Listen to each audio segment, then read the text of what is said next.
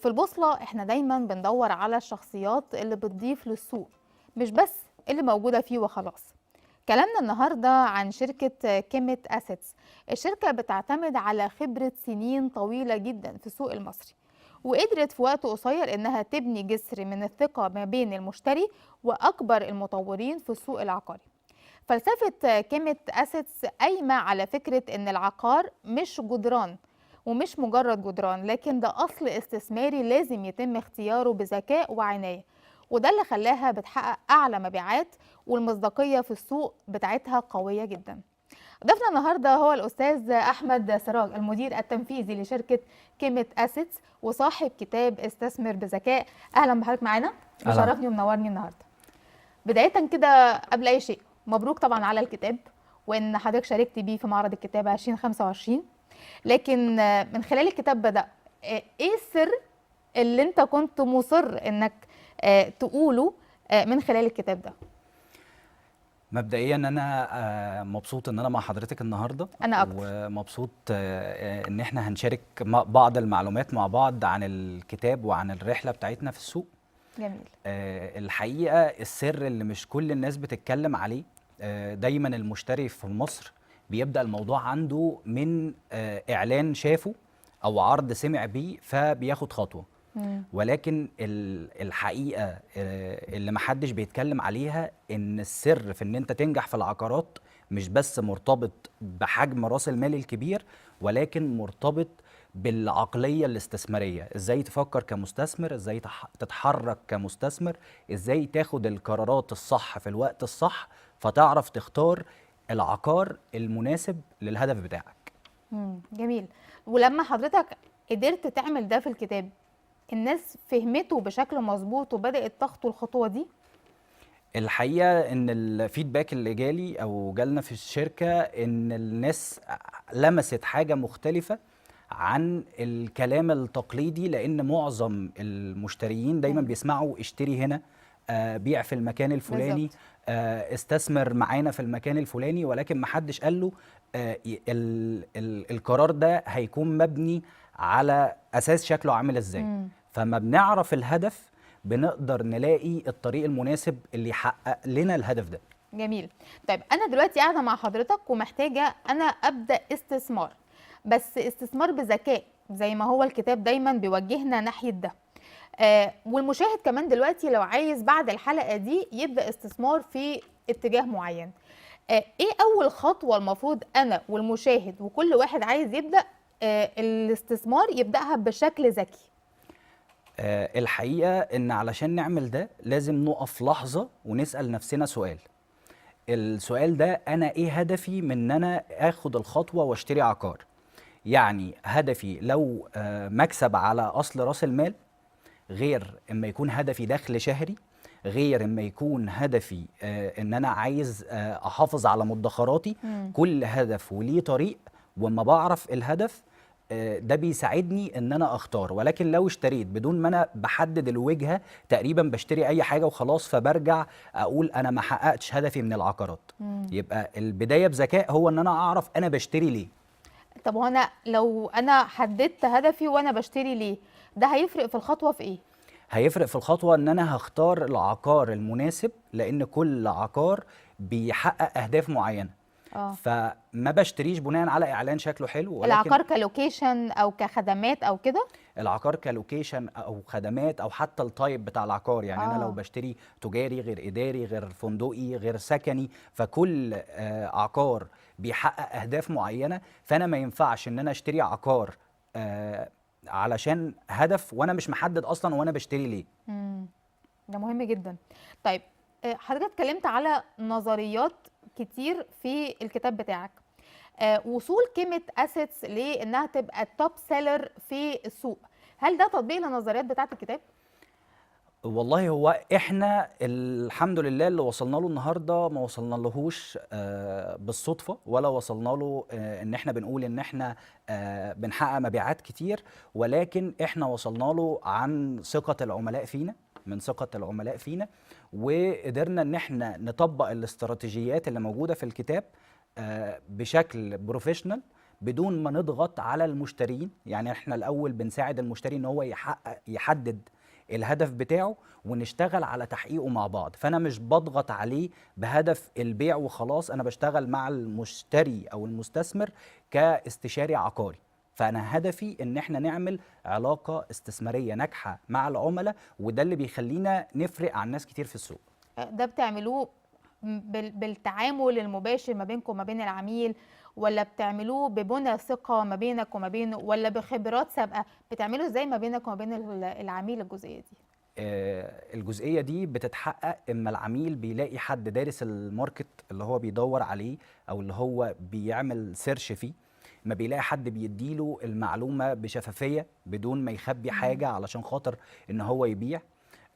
بتحصل برضو الثقة اما انا ما اضغطش على العميل علشان يشتري، لان اما ممكن اما اضغط عليه يشتري حاجة مش مناسبة ليه، ولكن لو اشترى وهو عنده المعلومة كاملة بالعقار اللي هو داخل فيه، في النهاية بنحقق الهدف مع بعض. يعني ما تضغطش عليه عشان ممكن يغلط في اختيارات او يغلط في انه اشترى حاجة مش مناسبة ليه، الحقيقة بتسيبه براحته. بالظبط. يعني الفكرة كلها ان بعض الناس بتخاف انها تتواصل مع السيلز بتوع العقارات علشان بيبقى خايف ان هو يضغط عليه ان هو يشتري، الحق الفرصة دي هتفوتك، السعر هيزيد، اساليب للضغط علشان الصفقة تتم.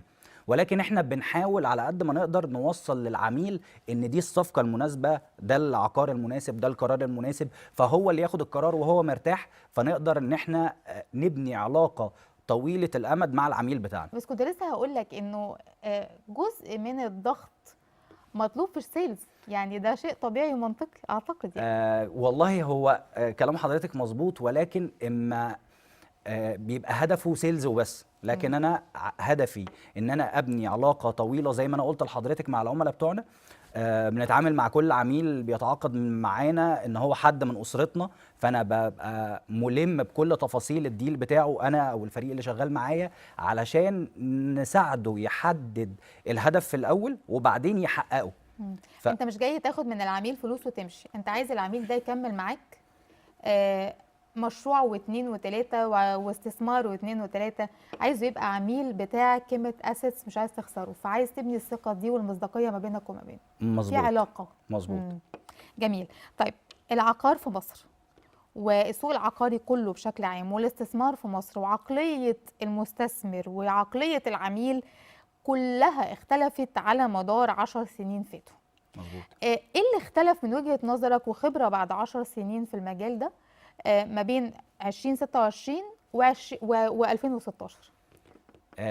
الحقيقة الاختلافات كتير، شكل المجال نفسه اتغير، العروض، السرعة في اللي بيتعرض، ده بيخلي الناس تبقى مش عارفة تاخد القرار بشكل سريع، لأنه اتشتت ما بين اللي معروض كتير. ولكن الحلو والفرق دلوقتي ما بين الوقت اللي احنا فيه وما بين 10 سنين فاتوا، ان الناس بقى عندها رغبة انها تاخد القرار وهي بتحاول تحسن الاختيار.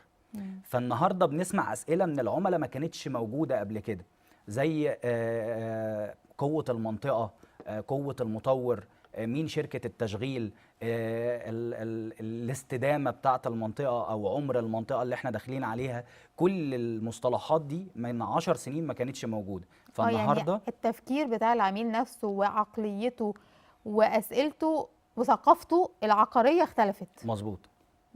وده انتوا بتتعاملوا معاه بشكل واضح وصريح طبعا. أكيد. هو الفكرة كلها ان احنا بنحاول ان احنا نفهم رغبة العميل بشكل مظبوط علشان نشتغل على تحقيقها. طب وتغيرات السوق مأثرة بنسبة كام على المستثمر والعميل من 10 سنين اللي فاتوا لغاية دلوقتي؟ الأسعار والتغيرات والاقتصاد بشكل عام. الحقيقة ان التأثير على العميل نفسه طبعا مختلف، واكتر حاجة مختلفة هي كتر العروض. ولكن اما العميل بيبقى عارف هو عايز ايه بيقدر ان هو ياخد قراره بسهولة. انما لو داخل السوق بس علشان سمع ان في حد استثمر في العقارات فكسب، فهو عايز يعمل زيه بدون استراتيجي، بدون تفكير، بدون فكرة بيسعى لتحقيقها، بيبقى الموضوع صعب عليه. كان العميل في البداية اول حاجة بيسأل عليها طول الوقت بكام والأقساط والى اخره. دلوقتي العميل بيسأل عليه أول حاجة غير طبعا السعر، لأنه طبعا أكيد هو مستمر في السؤال عن السعر، لكن إيه تاني بقى بيسأل عليه؟ نمط حياة، بيسأل على تصميمات، بيسأل على إيه العميل دلوقتي آه، ومحتاج إيه؟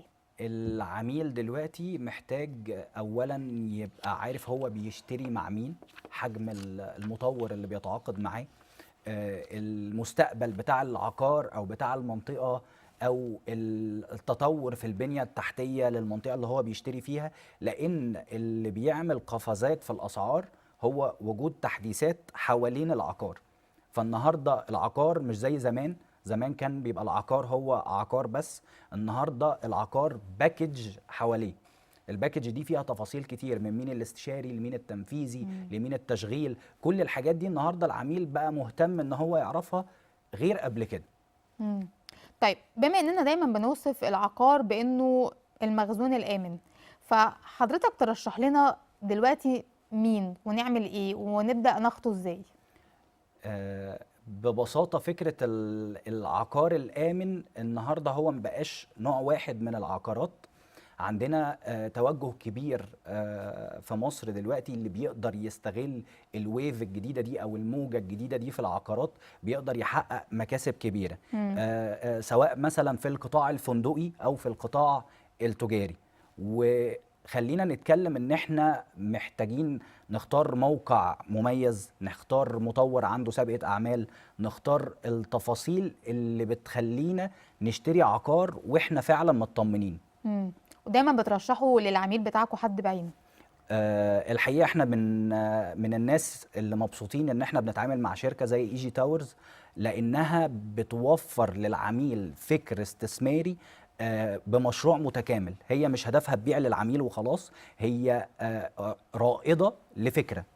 الفكره دي هي بتقول ان احنا شركاء نجاح مع بعض. فانا مش ببيع لك النهارده واسيبك بكره انت معاك العقار مش عارف تشغله ومش عارف تديره. فاحنا بنتكلم على اختيار مميز للمواقع، بعدين فكر تشغيلي واضح من البدايه، مين اللي هيشغل العقار، ودراسه جدوى للموضوع، مش ماشيين بشكل عشوائي.